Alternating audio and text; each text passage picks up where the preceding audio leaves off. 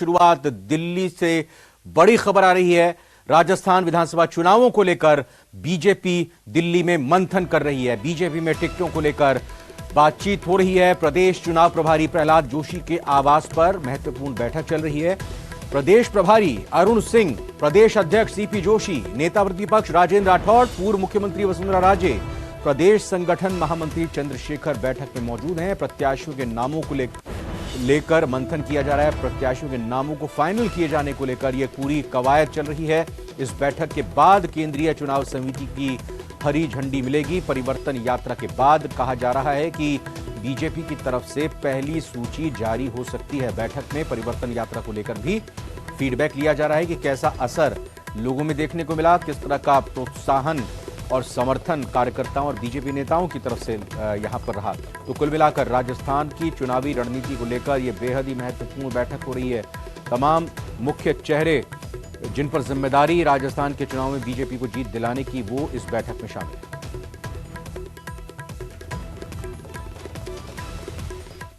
लखवीर दिल्ली से हमारे संवाददाता मिल रहे हैं, जुड़ रहे हैं हमारे साथ। आइए सीधा उनका रुख करते हैं। लखवीर, ये बताइए कि जिस तरह की चकाचौंध और रोशनी पीछे देखने को मिल रही है आपके, उस चकाचौंध की आस में जो इस वक्त मंथन दिल्ली में बीजेपी नेताओं का हो रहा है, कौन सी लिस्ट की अभी पहले तैयारी है, कौन सी सीटों पर अभी पहले मंथन किया जा रहा है? जो सेफ सीट हैं जिस पे लगातार बीजेपी जीतती आई है, या फिर जो मुश्किल सीटें हैं, या फिर जो फंसी हुई सीटें हो सकती हैं, उनको लेकर मंथन किस बात को लेकर? बेहद ही उम्दा सवाल है रविंद्र आपका, और उम्दा इसलिए क्योंकि एक तरफ जहां राजस्थान में भारतीय जनता पार्टी परिवर्तन के लिए परिवर्तन यात्राएं निकाल रही है, तो वहीं आज एक तरफ जहां G20 शिखर सम्मेलन राष्ट्रीय राजधानी के लुटियन जोन में हो रहा है, तो वहीं आज राजस्थान को लेकर भारतीय जनता पार्टी की महत्वपूर्ण बैठक राजस्थान के चुनाव प्रभारी प्रहलाद जोशी के आवास पर पिछले 8 घंटों से हो रही है।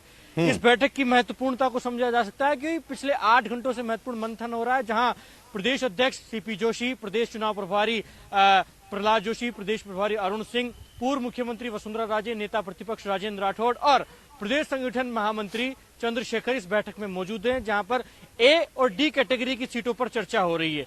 ए और डी कैटेगरी की सीटों को पहले समझा जाए कि ए कैटेगरी में किन सीटों को रखा गया और डी कैटेगरी में किन सीटों को रखा गया है।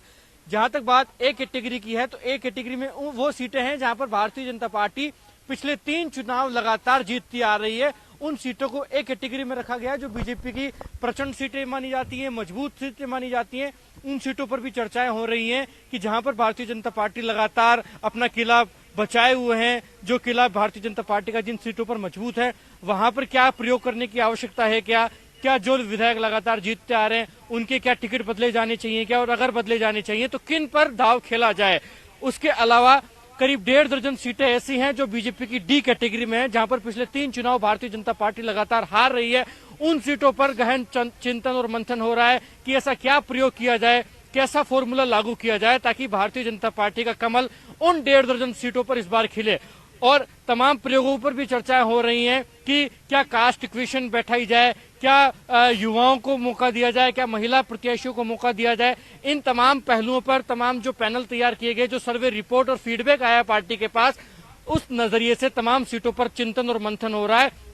और जो सूत्रों के हवाले से खबर आ रही है वो ये है कि इस बैठक के बाद केंद्रीय चुनाव समिति की बैठक राष्ट्रीय राजधानी में भारतीय जनता पार्टी के मुख्यालय पर होगी, और उस बैठक के बाद पहली आधिकारिक सूची भारतीय जनता पार्टी की जल्द आ सकती है। मतलब साफ है कि मध्य प्रदेश और छत्तीसगढ़ में तो बीजेपी अपनी पहली आधिकारिक सूची का ऐलान कर चुकी है, लेकिन राजस्थान में पहली सूची का इंतजार लगातार बाट जो है वो कार्यकर्ता भी जो रहे हैं और नेता भी जो रहे हैं। लेकिन आज पिछले 8 घंटों से जो मंथन हो रहा है राष्ट्रीय राजधानी में, उसके बाद संभव है कि तमाम जो पैनल है वो तैयार कर लिए जाएंगे और केंद्रीय चुनाव समिति को सौंपे जाएंगे।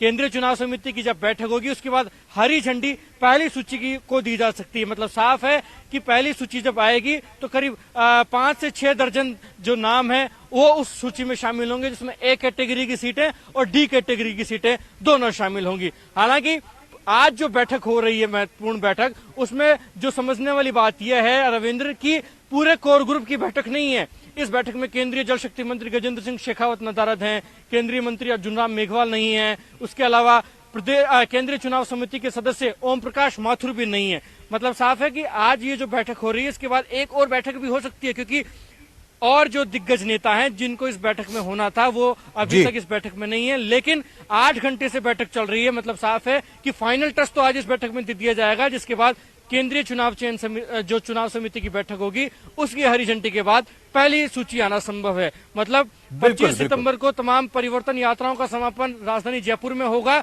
और उसके समकक्ष में या तो 1-2 दिन पहले या 1-2 दिन बाद पहली आधिकारिक सूची भारतीय जनता पार्टी का ऐलान राष्ट्रीय मुख्यालय से संभव है। बड़ी बात, बड़ी खबर लखवीर सिंह शेखावत यहां देते हुए कि 25 सितंबर के आसपास ये लिस्ट पहली बीजेपी की तरफ से जारी हो सकती है। मैं धन्यवाद करूं लखवीर। इससे पहले आप तक भी जानकारी होगी और दर्शकों को भी बता देते हैं, आगे हम खबरों में बताएंगे भी ये भी संयोग है या प्रयोग है कि इधर जयपुर में भी कांग्रेस स्क्रीनिंग की कमेटी की बैठक जिस तरीके से गौरव गोगोई ले रहे हैं वो 52 सीटों पर फोकस कर रहे हैं। जो 52 सीटें कांग्रेस 3 बार से हारी है, तो उधर उन 52 सीटों पर जो 3 बार से हारे मंथन हो रहा है, उधर बीजेपी उन ए सीटों पर जिन 52 सीटों पर वो लगातार 3 बार चुनाव जीती है उस पर मंथन हो रहा है। बहरहाल बहुत बहुत शुक्रिया आपका लखवीर, बातचीत के लखवीर सिंह शेखावत हमारे संवाददाता दिल्ली से बातचीत करते हुए। 8 घंटे से चली आ रही है बैठक और इस 8 घंटे के बाद जब यह मीटिंग समाप्त